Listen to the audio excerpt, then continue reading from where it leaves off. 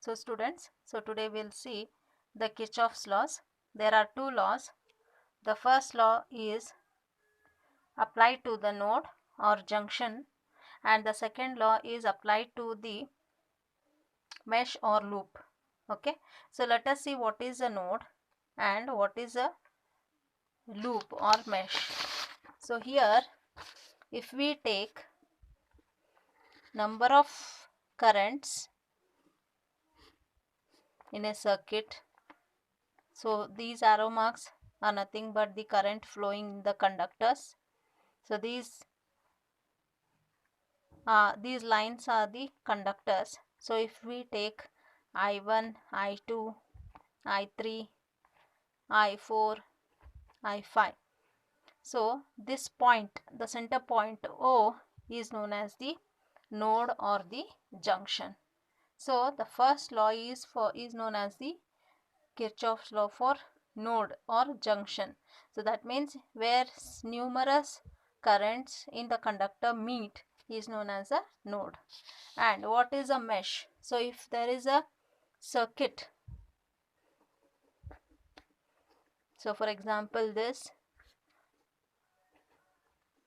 if there are many current cells and resistors applied across a circuit, so this is known as, this type of circuit is known as the mesh or loop. Okay, so first law is applicable for the node or junction, and the second law is applicable to the mesh or loop. So let us see what the first law states. That is known as the junction rule or current rule. In any circuit, in any closed electrical network, the algebraic sum of the currents meeting at a junction is equal to 0. That is summation of I equal to 0. So here you can see I1, I2, I3. So they are pointing towards a point O, and the sum of these all currents is equal to 0. Okay, so by convention the current which leaves from the node is taken as negative, and the current which enters the node is taken as positive. So this is the sign convention for the junction rule or the current rule. Okay, so here I1 is positive, I2 is negative, I3 is positive, I4 is negative, I5 is positive. So here in this diagram I am telling, so we can write here this as plus I1 minus I2 plus I3 minus I4 plus I5 equals to 0. Therefore I1 plus I3 plus I5 equal to I2 plus I4. So this is the current rule or the loop rule. So that's what we have taken here. The same thing, I1 plus I3 plus I5 equal to I2 plus I5 plus I2 plus I4. So this is the first law, and it can also be stated as at any junction in a closed electrical network, the sum of the currents entering the junction is equal to the sum of the current leaving the junction. Okay, so let us go to the second rule. So you can see here the network. So what does the second rule state is? It is also known as the loop rule or the mesh rule. It states that the algebraic sum of the EMFs and the changes in the potential around any closed loop or mesh is in an electrical network is 0. That is summation of E plus summation of I into R equal to 0.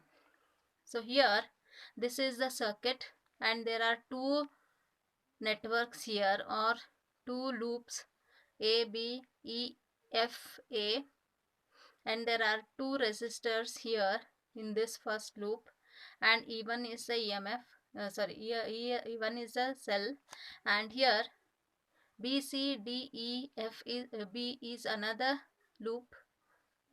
So there are two mesh here, or the two loops. So we will find out how we can take the positive or negative here. So by sign conventions, so if the EMF moves from negative potential to positive potential, it is taken as positive.